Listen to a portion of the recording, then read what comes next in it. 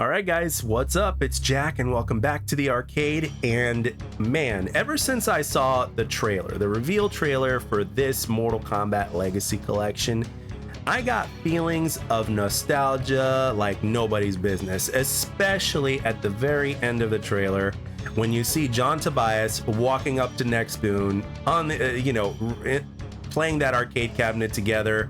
And it was just nostalgia to the very max. The two creators of Mortal Kombat together once more. It was like a dream come true, and it was right there for everybody to see. And for me, it was a big deal because growing up, there's no other franchise that I played more than Mortal Kombat. Mortal Kombat had such a big impact in gaming and in pop culture, as well as me personally, that there's just no way that I'm not going to pick this up, and let alone no way I'm not going to talk about it, because I have a lot to say. I even have another video talking about this, about a possible volume 2. So I'm going to leave that separately because those would include different games in a different era. So we'll get into that in another video. But with that being said, let's get into this video here, because let's get into this Legacy Collection. Now, before recording this, I thought it was important to make a note of this because I didn't even know this, even though I've been following it very closely. The Nintendo Switch 2 version, the standard version for the Nintendo Switch 2 of this game, is going to be $10 more than the other versions, including, the Xbox Series X and S, PS5, and the original Switch. Those are going to be worth $49.99, but the Switch 2 version is going to be $59.99. So I just thought I'd make note of that for you guys in case you didn't know, because I sure as hell didn't until not too long ago before recording this. So obviously, one of the big things about this Legacy Collection is, everybody's speculating on what's coming next, right? Because originally Mortal Kombat Trilogy wasn't announced, and then they revealed it at an event. So we got another event coming up. I think they're going to do the next reveal at Gamescom, and a lot of people are speculating of what that game might be. Now, I personally think it's going to be Mortal Kombat Mythology Sub-Zero. That's my prediction. I don't know. Nobody said anything to me or anything like that. Sure, there's been people that have quote unquote leaked things, but nothing's really been set in stone if you think about it. So we really don't know when it comes down to it. So, but I think that the next 3 games that are probably going to be announced are probably going to be Mortal Kombat Mythology Sub-Zero, Mortal Kombat Special Forces, even though even back in the day it wasn't really received very well. But it is part of the nostalgia one way or another, so that's probably going to get announced. And I would love Mortal Kombat Gold to be announced. It would just make all the sense in the world. But a lot of people are starting to shut that down as far as content creators are concerned, because of the fact that the technology was far ahead, and they're pretty much not going to be able to make it in time. Like, obviously, Mortal Kombat Gold is like basically a much better version of Mortal Kombat 4. It's kind of like what Ultimate Mortal Kombat 3 was to MK3. There were a few additional characters, and on top of that, the graphics were improved because it was released on the Dreamcast specifically, which I had, by the way. And I have played, and it was indeed better. It felt like, a better, more complete version of MK4, and graphically it was better as well. So I don't know if they'll include that in there, but if they do, that would be a huge W. So in my vision, in my dreams, it would be MK Mythology Sub-Zero, MK Gold, and Mortal Kombat Special Forces. Even though I don't think Mortal Kombat Special Forces should be included, I understand why it would be, right? So but those would be my predictions. Now, with that being said, we've also got home versions of certain games of this Legacy Collection that are going to be in there, including Game Boy versions, Game Gear versions, and let's see, the 32X version or whatnot. I actually did have all the handhelds back when I was a kid. I was back then, before life started getting tough and before I had to give up literally all of my games and my consoles when I was like 11. Before that time, I actually owned like so many different consoles, and I actually played and owned MK2 on the 32X. I actually also had the Game Boy and the Game Gear, and man, if you think the Game Boy was a system, a handheld system that would burn through your batteries pretty quick, it had absolutely nothing on the Game Gear. And on top of that, the Game Gear actually took 6 batteries instead of 4 like the Game Boy, right? But the Game Gear was cool though, because it had color, the screen was bigger. I mean, granted, the whole thing was bigger. It was like really chunky. But I actually did play the original version of Mortal Kombat on both of those systems as well. So there's a little bit of nostalgia there. And there are people out there that never really got to experience the arcade versions, or barely experienced the arcade versions, because, you know, back then when we were kids, not all of us were allowed to play Mortal Kombat in the arcades.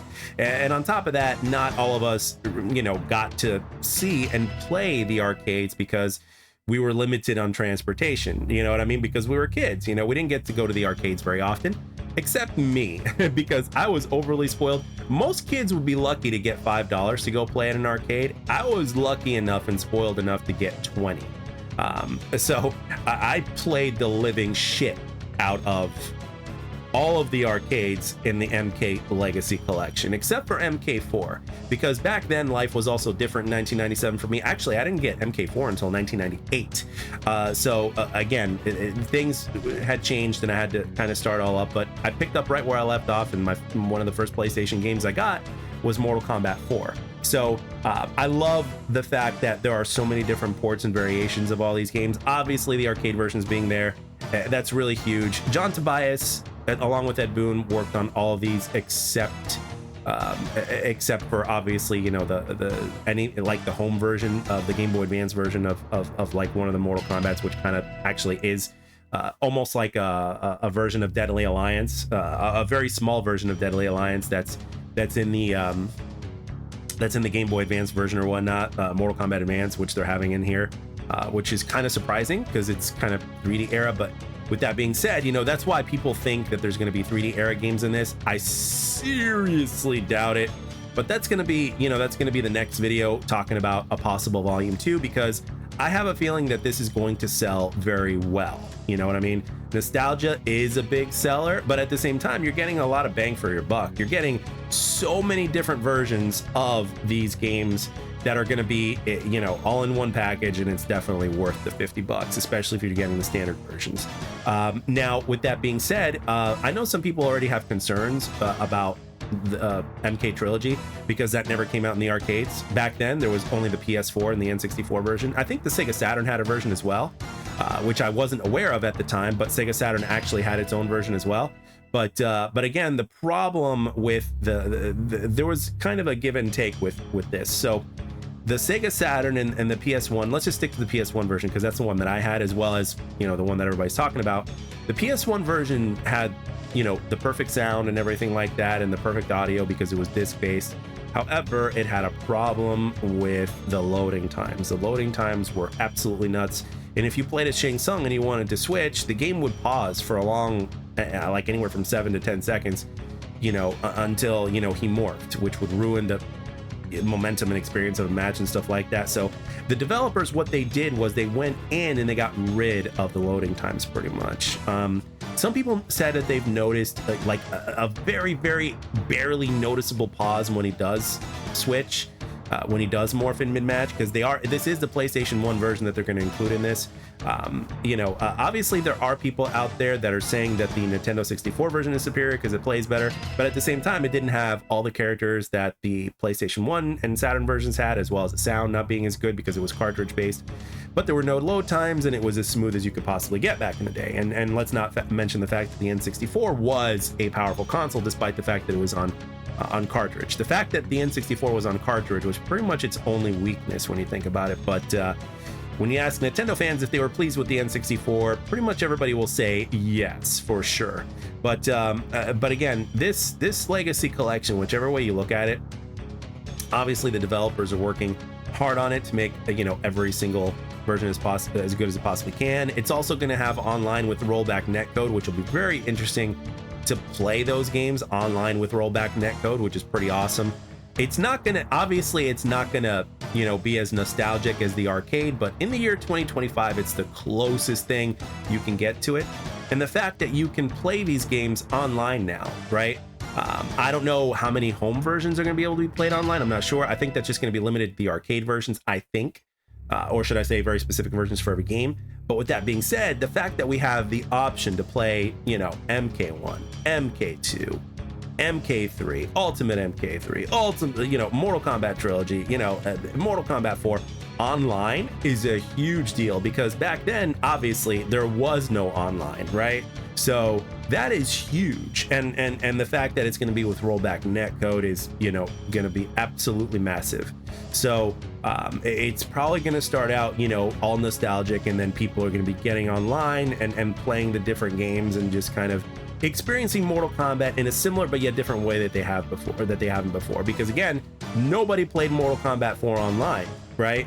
Nobody played Mortal Kombat Trilogy online. Nobody played Mortal Kombat 3, Mortal Kombat 2, Mortal Kombat 1 online. Obviously, we did have a collection, a Midway collection or whatever it was for Midway Arcade Treasures back in the day. I think you could play those online. I'm not entirely sure, but again, it wasn't as sophisticated as rollback netcode, and this was many years ago, and it was only limited to MK1, 2, and 3. There was no Ultimate MK3 in there. There was no MK4 in there. And obviously in that collection, you didn't have the home versions as well.